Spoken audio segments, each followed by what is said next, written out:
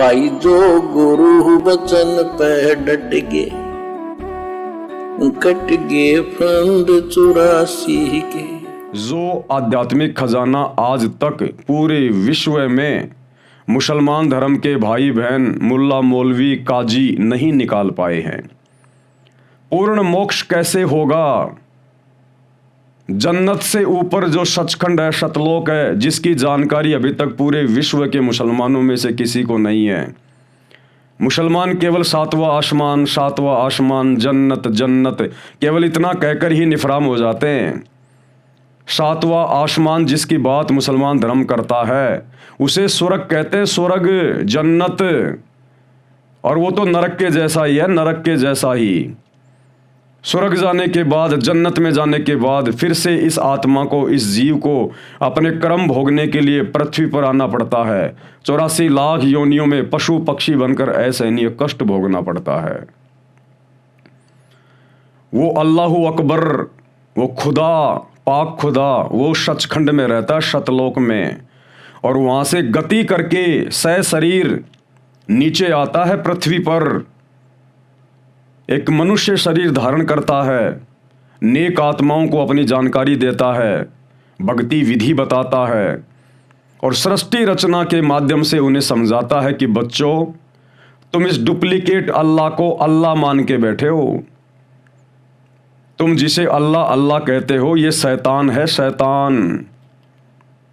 और इसने बहुत बड़ी गलती की थी सतलोक में, सचखंड में, जहाँ पर तुम्हारे परमेश्वर का सिंहासन है, तकत है, जहाँ तुम्हारा अल्लाह सशरीर साकार मानव सदृश रूप में विराजमान है, जिसके शरीर के एक बाल में 1 करोड़ चंद्रमा, 1 करोड़ सूर्य मिला दिए जाएं, इससे भी कहीं ज़्यादा चमक है, रोशनी है।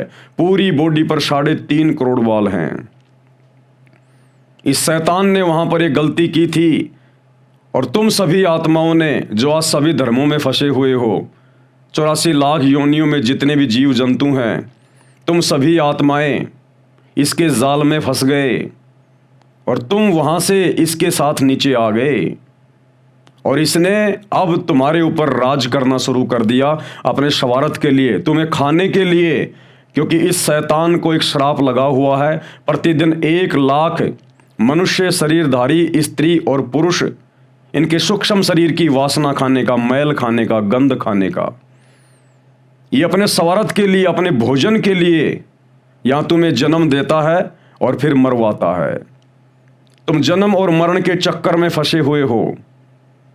इस जन्म और मरण के चक्कर से तुम्हें तुम्हारा असल पिता परवरदिगार अल्लाहु कबीर, जो निहायत रहम दिल है, बड़ा मेहरबान है, पाक खुदा है, वो तुम्हें इस जन्म मरण के चक्कर से, शैतान से छुड़वाने के लिए इस काल लोक में आता है। शैतान को काल भी कहते हैं, ब्रह्म भी कहते हैं, क्षर पुरुष भी कहते हैं। सूक्ष्म वेद यानी 5वें वेद में इसका नाम ज्योति निरंजन है। तो आज वो निहायत रहम दिल पाक खुदा अल्लाहु कबीर सशरीर भारतवर्ष की धरती पर सतगुरु रामपाल जी के रूप में प्रकट हैं। और सतगुरु रामपाल जी ने हर धर्म शास्त्र को भली भांति समझाया है। अब कौन समझना चाहेगा, कौन नहीं समझना चाहेगा, ये तो अब आत्माओं के संस्कार के ऊपर है। कहते हैं सकल पदार्थ है जगमाही, कर्महीन नर पावत नाही। जिसके बिल्कुल ही कर्म फूटे होंगे, नरक में ही जाना है, गधा कुत्ता सुअर ही बनना है 84 में, वो तो समझ नहीं पाएगा। वो चाहे हिंदू हो, चाहे मुसलमान हो, चाहे सिख हो, चाहे ईसाई हो। बाकी जो उस परमेश्वर की आत्मा होंगी, जो अधिकारी आत्मा होंगी मोक्ष के लिए, भक्ति के लिए, वो आत्माएं इस ज्ञान को समझकर, सतगुरु रामपाल जी के सत्संग सुनकर भली भांति अपने पिता को, अपने परवरदिगार को, अपने सच्चे इबादही कबीरा परमेश्वर को पहचान जाएंगी। तो बहुत ही अनमोल ज्ञान सतगुरु रामपाल जी परमेश्वर जी ने, इस पाक खुदा ने, जो निहायत रहम दिल है, ये निहायत रहम दिल है। इसीलिए तो आप और हमने कितनी बड़ी गलती की थी सचखंड में, सतलोक में, अपने परवरदिगार के साथ धोखा किया और शैतान के ऊपर आस्था लगाई, उसके बावजूद भी उस रहम दिल अल्लाह अल्लाहु कबीर सतगुरु रामपाल जी ने, जो आज मुर्शिद रूप में, संत रूप में धरती पे प्रकट है, आप और हमें वापस ले जाने के लिए आए हैं। तो अब हमें जागना होगा।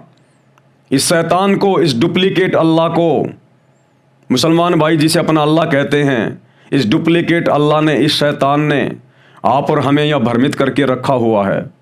इसको पता था इस समय का कि कलयुग के इस समय में वो परमात्मा, वो अल्लाह कबीर धरती पर मुर्शिद रूप में आता है, क्योंकि पहले ही अल्लाह के और इस शैतान के एग्रीमेंट हो चुके हैं।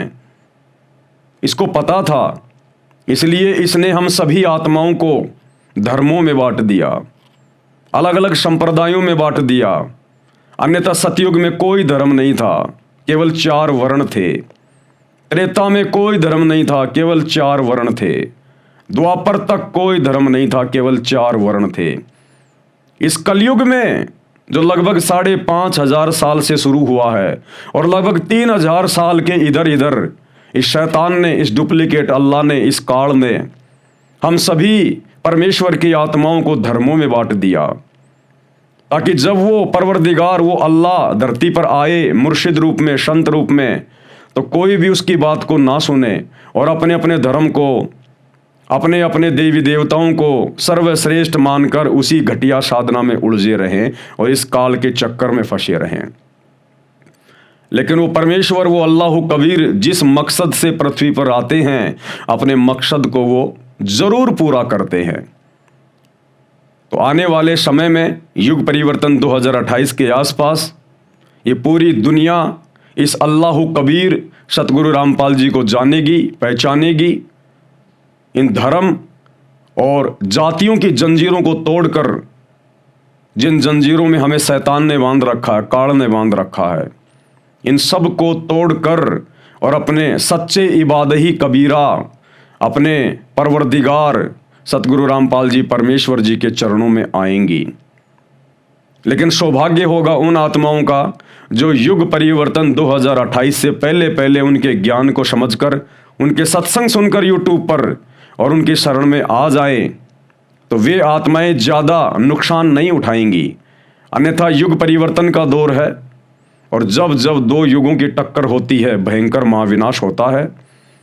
अनेकों भविष्य वक्ताओं ने अपनी भविष्यवाणियां इस समय के लिए कर रखी हैं। भविष्य मालिका को भी आप जी बहुत अच्छी प्रकार से देख रहे हैं यूट्यूब पर। अगर समय रहते सतगुरु की शरण में आ गए, सत्संग सुनने शुरू कर दिए, तो आप और आपका परिवार सुरक्षित हाथों में है, अन्यथा दुर्गति के लिए तैयार रहिए। तो एक कोशिश है हमारी मुसलमान समाज को समझाने की।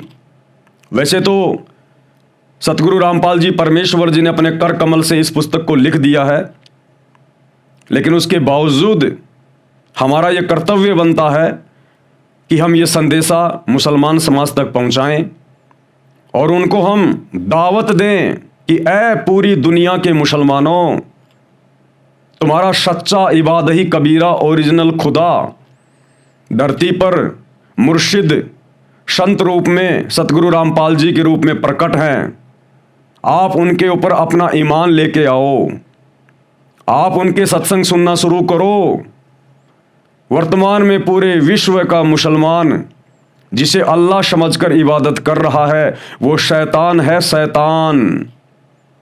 हजरत मोहम्मद के ऊपर कुरान शरीफ उस अल्लाह कबीर इबादही कबीरा ने नाजिल नहीं की, बल्कि शैतान ने नाजिल की। शैतान ने, हिंदू धर्म में जिसको काल कहा जाता है। इस शैतान के षड्यंत्र से निकलिए और अपने सच्चे परवरदिगार सतगुरु रामपाल जी परमेश्वर जी के ऊपर ईमान लाइए। हम सभी सतगुरु रामपाल जी परमेश्वर जी के फॉलोवर आप लोगों को दावत देते हैं, आप अपने सच्चे परवरदिगार पर ईमान लेके आइए। जो गुरु वचन पे डट गए, कट गए फंद 84 के, कट गए फंद 84 के, कट गए फंद 84।